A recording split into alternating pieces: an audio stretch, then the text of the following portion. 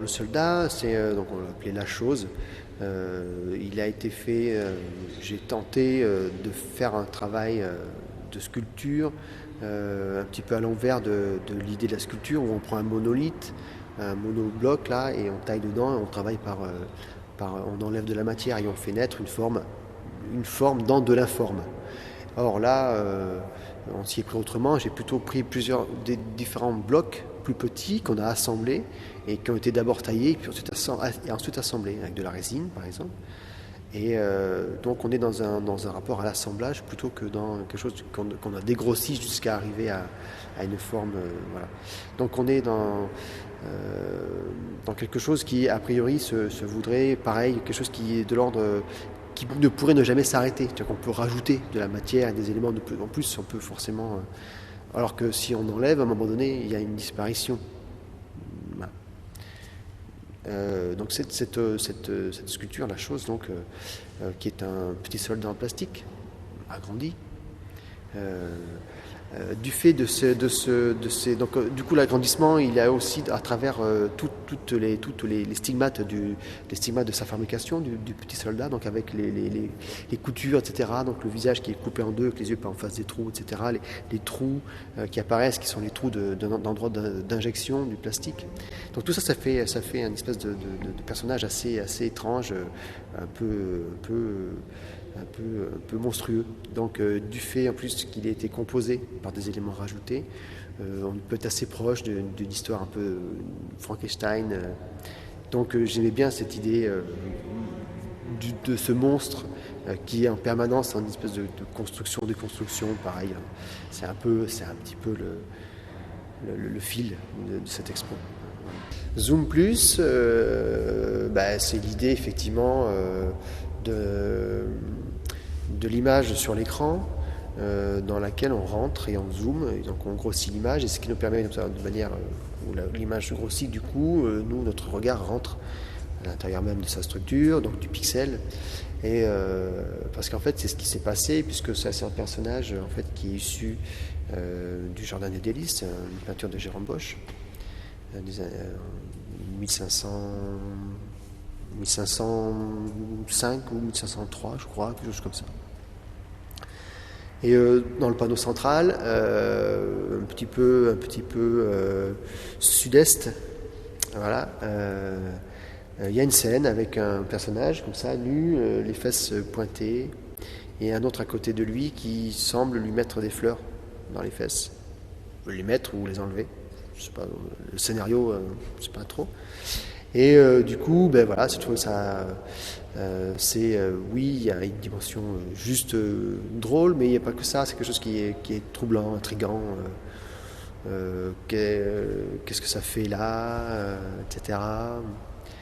Et donc du coup, en zoomant, on rentre dans le détail, quoi. Et c'est un tableau qui peut être vu de manière globale ou dans le détail. Donc c'est une manière de rentrer dedans comme ça. Donc du coup j'extrais cette forme-là, j'en ai fait un vase parce que cette forme parle effectivement du corps comme une espèce d'objet comme ça, qui serait un support pour des fleurs. Bon. Donc j'ai fait cette forme-là. C'est devenu un vase. Il y a même sur la tête qui est entre les bras le grossissement des traits du visage, donc avec du pixel, puisque c'est exactement ce que j'ai pu obtenir quand j'ai zoomé. Donc on est resté avec ce que j'ai découvert, ce que j'ai eu, voilà, donc c'est de la céramique. Et l'idée c'est que ce soit un objet entre deux. C'est un objet vase, sculpture, qui est le statut un peu ambigu. Comme est ambiguë cette scène, comme elle peut être ambiguë, est-ce que c'est drôle, est-ce que c'est pas drôle, je sais pas trop. Enfin, il y a ce côté finalement où on ne sait pas trop où on est quand on regarde ça. Même lui, il est assez androgyne, homme, femme, on ne sait pas trop. Donc il a cette espèce d'ambivalence comme ça. Et donc, du coup, moi, formellement et dans son statut, j'aime bien l'idée qu'il soit autant une sculpture qu'un objet avec une fonction. Voilà. C'était une proposition en fait de pouvoir mettre ici sous un comment dire, sous des vitres là, des images de référence. L'idée première c'était ça, des images de référence, ou en tout cas des moyens un peu justement pour amener des clés pour rentrer dans le travail. Et puis du coup c'est un espace qui est assez rigolo, du coup ça m'a fait envie de faire une image, de faire quelque chose, de me l'approprier, plutôt que de mettre je sais pas quoi, des bouquins, des images de films, je sais pas quoi. Je me suis dit peut-être du coup utiliser, j'ai une sorte de passion pour les images, pour les affiches des années 50, 60, des films fantastiques, films d'horreur. C'était ces affiches qui étaient peintes avec des compositions très codées, mais en même temps avec une efficacité, avec des rapports d'échelle distordus comme ça, avec toujours en gros plan. Une espèce de forme monstrueuse, et puis à côté des humains, femmes souvent apeurées, effrayées, etc. Et donc du coup la composition était très simple, j'ai réuni un tas d'images qui moi parlent de films, qui m'ont nourri, et donc par des construction Photoshop très simple, en baissant la transparence, l'opacité, voilà. Donc du coup, les images entre elles se révèlent et tout ça, et donc du coup on peut d'une image et l'autre avec en fond il reste toujours des traces de l'autre, etc. Donc du coup les titres s'accumulent, les formes s'accumulent, les regards, les mains, tout ce qui composait les images, tout ça construit une grande image, et on est face à quelque chose qui fait à peu près 8 mètres de long là. Et c'est un truc très narratif comme ça, qui raconte un petit peu, et donc le regard circule à l'intérieur, et hop, ça se voit de loin, mais comme ça peut se voir de près, c'est-à-dire que si on rentre dedans, on rentre parfaitement dans une quantité de détails incroyables. Et d'un seul coup, je trouve cette image assez parlante, quoi, et proche de ce qui est en bas. Il y a quelque chose d'important dans cette chapelle, dans ce lieu, c'est évidemment le poids du vide, tout ce volume qui est au-dessus des pièces, qui sont un peu absorbées, écrasées par ce truc. Alors je m'étais dit que c'était la première des choses auxquelles je pense, parce que c'est tout le principe de ce lieu, il est géré par ça. Il y a plus de hauteur que de surface au sol, donc il y a quelque chose de très lourd à ce niveau-là. Donc du coup, effectivement, il fallait penser à des pièces, je m'étais dit qu'il fallait des pièces qui puissent résister, plus ou moins, ou en tout cas exister dans ce volume. Et donc ça, c'est pareil, c'est quelque chose que je ne suis pas je suis pas hyper satisfait des pièces. Il y a quelques-unes qui tiennent, et d'autres beaucoup moins. Bon, ça c'est le rapport qu'il peut y avoir avec l'espace, mais bon, je sais pas trop comment gérer cette histoire. Donc du coup autant laisser les choses telles qu'elles ont été posées, et puis mais bon. Voilà.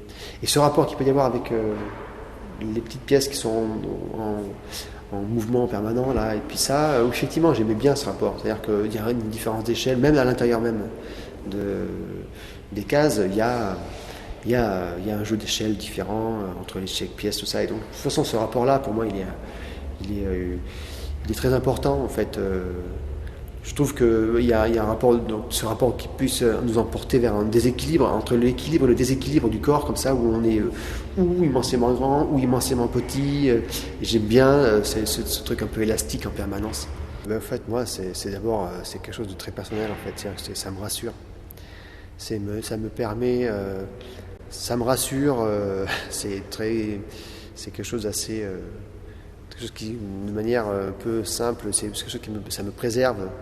Je ne sais pas trop comment en parler, mais c'est la première des choses. C'est-à-dire que je vais chercher dans l'histoire de l'art